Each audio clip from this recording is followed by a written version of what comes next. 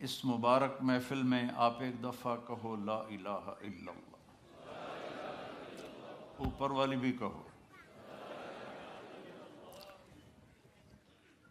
یہ سب آپ کے شکر گزار ہیں کہ آج انہوں نے وہ کلمہ سنا ہے جس کی میرے نبی نے مثال دی ہے کہ والذی نفسی بیدہ، اس ذات کی قسم جس کے قبضے میں میری جان ہے، لو جیء بالسماوات السبع والارضین السبع وما فیہن وما تحتہن وما بینہن فوضین فی کفۃ المیزان ولا الہ الا اللہ فی الکفہ لرجحت بہن لا الہ الا اللہ۔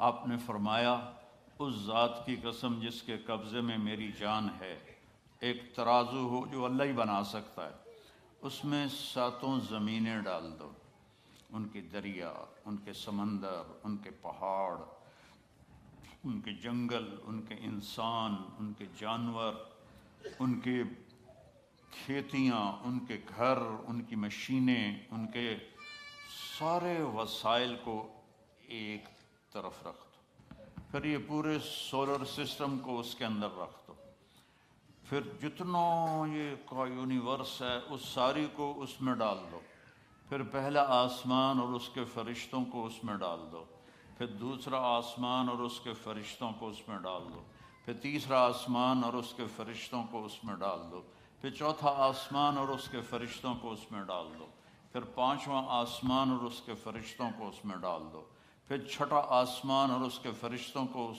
میں ڈال دو، پھر ساتواں آسمان اور اس کے فرشتوں کو اور اس کی جنت کو۔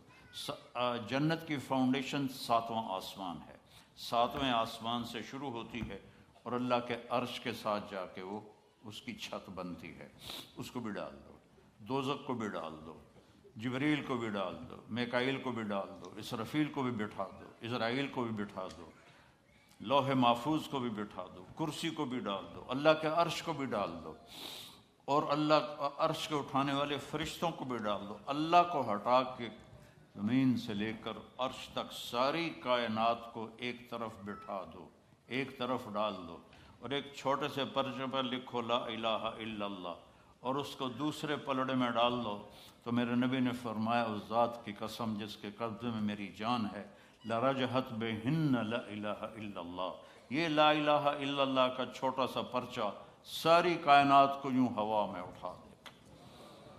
اس میں نام اللہ ہے، بولو اللہ، اس میں نام اللہ ہے۔ اللہ اپنی ذات میں کتنا بڑا ہے۔ لو کان البحر مدادا لکلمات ربی، ایک مثال اللہ قرآن میں دے رہا ہے، سمندر سیاہی بنا دو، والبحر یمدہ من بعدہ سبعۃ ابحر، پھر ساتوں سمندر کو سیاہی بنا دو، پھر ولو ان ما فی الارض من شجرۃ اقلام، پھر پوری دنیا کے درخت کاٹ کے ان کے قلم بنا دو۔ وہ اللہ تعالیٰ فرما رہا ہے تم نہ بناؤ، میں بنا کے دوں گا۔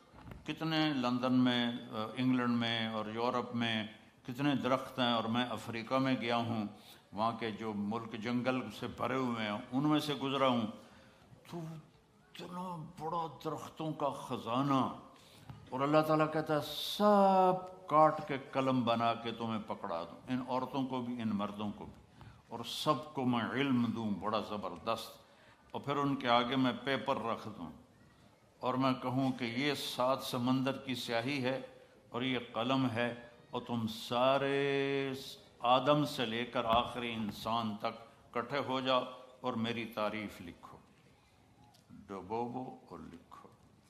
تم لکھتے لکھتے عاجز ہو جاؤ گے تو اللہ تعالیٰ فرشتوں کو بلا لے، سارے 7 آسمان کے فرشتے آئیں اور وہ بھی لکھنا شروع کریں، پھر وہ بھی تھک جائیں گے، یا اللہ ساڑی بس ہو گئی، پھر اللہ تعالیٰ نبیوں کو بلا لے، 1,24,000 نبی، ان کا علم فرشتوں سے بھی زیادہ ہے، وہ لکھنا شروع کریں، لکھتے لکھتے لکھتے لکھتے لکھتے وہ تھک جائیں گے اور ان کی بس ہو جائے گی، پھر اللہ رسولوں کو بلائے، 313 رسول ہیں، ان کو اللہ کہے لکھو میری تعریف، وہ بھی لکھتے لکھتے لکھتے تھک جائیں، پھر اللہ 4 بڑے نبیوں کو بلائے، ابراہیم علیہ السلام، نوح علیہ السلام، ابراہیم علیہ السلام، موسیٰ علیہ السلام، عیسیٰ علیہ السلام کہ تم سب سے بڑے رسولوں میں سے ہو، لکھو میری تعریف، وہ بھی لکھیں اور لکھتے لکھتے تھک جائیں، پھر آخر میں اللہ اپنے حبیب کو بلائے، محمد مصطفیٰ کو بلائے، سب رسولوں کے سردار،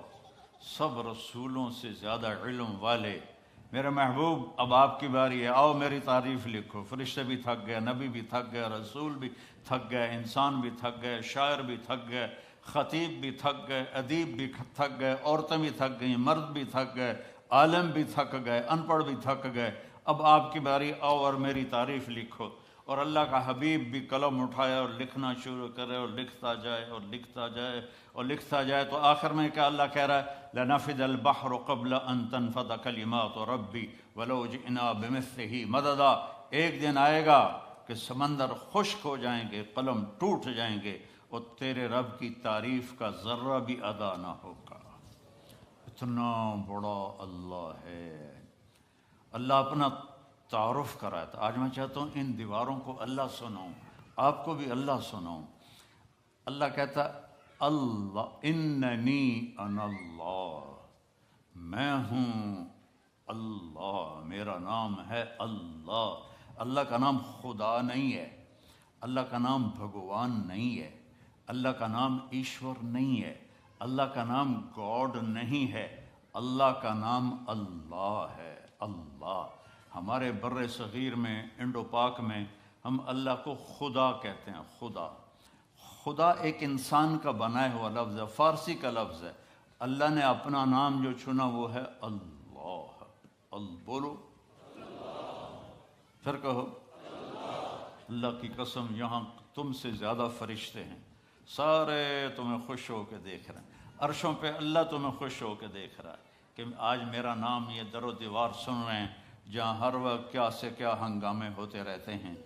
تو اللہ، پھر اللہ نے کہا لا الہ الا ہو، میرے جیسا کوئی ہے ہی نہیں، میرا کوئی شریک نہیں، میرا کوئی مثل نہیں، میرا کوئی بدل نہیں، میری کوئی ٹکر کا نہیں، میرا کوئی وزیر نہیں، میرا کوئی وہ مجلس شورا نہیں ہے، میں کسی کی حفاظت کے لیے کسی فرشتوں کا محتاج نہیں، عرش فرش لوح قلم کرسی کا محتاج نہیں۔ اللہ لا الہ الا ہو، یہ اللہ نے اپنا تعارف کروایا کہ میں اللہ ہوں، میرے سوا کوئی معبود نہیں، میرے سوا کسی کو مت پکارو، میرے سوا کسی کے آگے مت جھکو، میرے سوا مدد کے لیے کسی کو نہ بلاؤ، صرف مجھے بلاؤ۔ اچھا، اللہ کی دو صفتیں بڑی عجیب ہیں، کہتا لا تراہ العیون، اللہ کے حدیث شریف میں آتا ہے کہ اسے آنکھ دیکھ نہیں سکتی، ولا تخالطہ الظنون، خیال سے سوچو تو سوچ بھی وہاں نہیں پہنچتی۔ جب اتنا دور ہو گیا تو پھر قرآن میں کہتا ہے اقرب الیہ من حبل الورید، دور اتنا ہوں کہ تمہاری سوچ نہ پہنچے، قریب اتنا ہوں کہ تمہاری اس شہرک سے بھی زیادہ قریب۔ تم دل میں تم زور سے بولو یا اللہ، اللہ کہتا میں سنتا ہوں، تم آہستہ بولو یا اللہ، تو اللہ کہتا میں سنتا ہوں، تم زبان بند کر لو اور دل سے بولو۔ اب میں دل سے بولا ہوں، میں نے نہیں سنا، میرے کانوں نے نہیں سنا، اللہ فرماتا میں یہ بھی سنتا ہوں، میں یہ بھی سنتا ہوں۔ لا الہ الا ہو، میرے جیسا کوئی نہیں ہے۔ دلیل کیا ہے؟ الحی، میں ہمیشہ زندہ ہوں اور ہمیشہ زندہ رہوں گا۔ کوئی اور دکھاؤ جو ہمیشہ زندہ ہو اور ہمیشہ زندہ رہے، کوئی اور دکھاؤ، آج تک کوئی نہیں ہے۔ القیوم، میں ہمیشہ قائم ہوں، نہ کھانے کا محتاج، نہ پینے کا محتاج، نہ جگہ کا محتاج، نہ بیوی کا محتاج، نہ بچوں کا محتاج، نہ آرام کا محتاج، میں ہمیشہ قائم ہوں۔ تیسری دلیل کیا ہے کہ میرے سوا کوئی نہیں، میرے جیسا کوئی نہیں۔